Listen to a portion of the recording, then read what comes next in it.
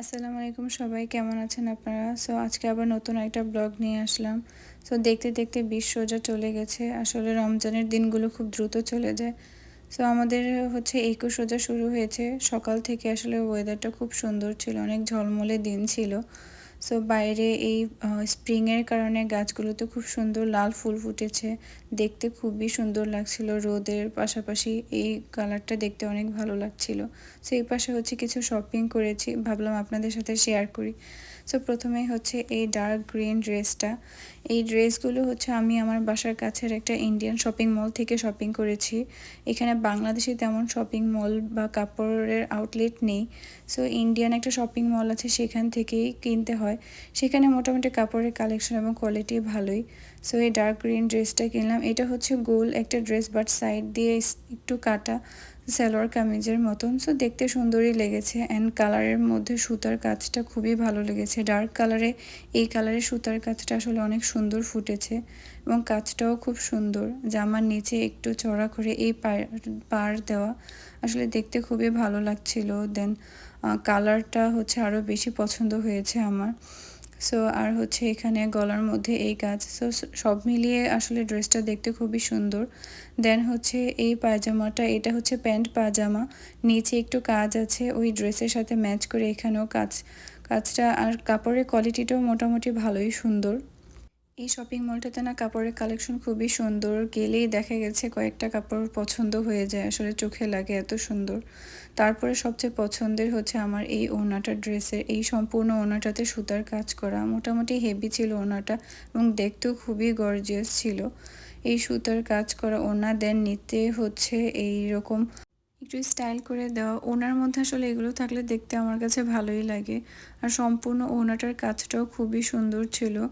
সুতার কাজে আসলে এই কালারটা ডার্ক কালারের সাথে খুবই ভালো লাগছিল। দেন কাপড়ের ভিতরে ওরা খুব সুন্দরভাবে ফিনিশিং করে দিয়েছে, আসলে সব মিলিয়ে দেখতে খুবই সুন্দর লাগছিল ওড়নাটা। তারপর হচ্ছে সেকেন্ড ড্রেসটা, এটা হচ্ছে একটু হালকা কালারের মধ্যে। প্রিন্টটা আমার খুব ভালো লেগেছে, গলার কাজটাও সিম্পল সুন্দর। এই যে গলার সামনে একটু টার্সেল টাইপের দেওয়া।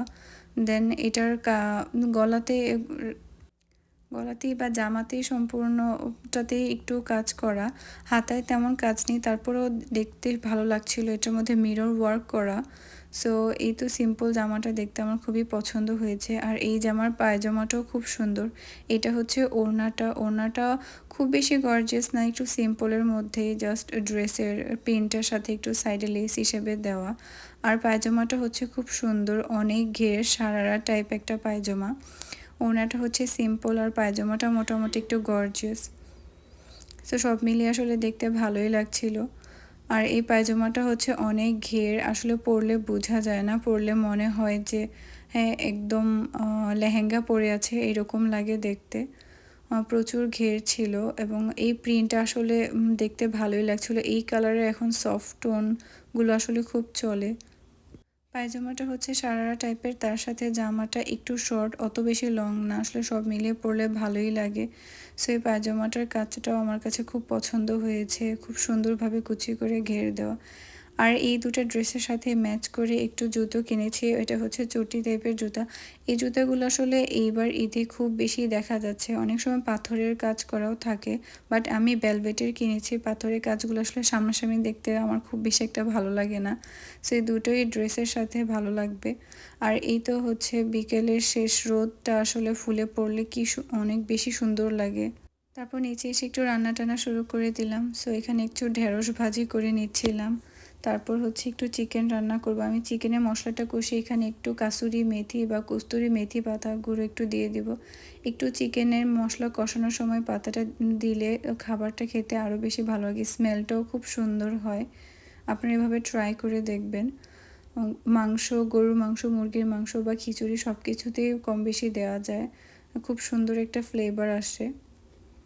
এই তো এখন চিকেনগুলো দিয়ে একটু ভুনা ভুনা করে নিব। আমি রেসিপি শেয়ার করছি, এটা জাস্ট নর্মাল চিকেন ভুনা যেভাবে করি সেভাবেই করে ফেলেছি।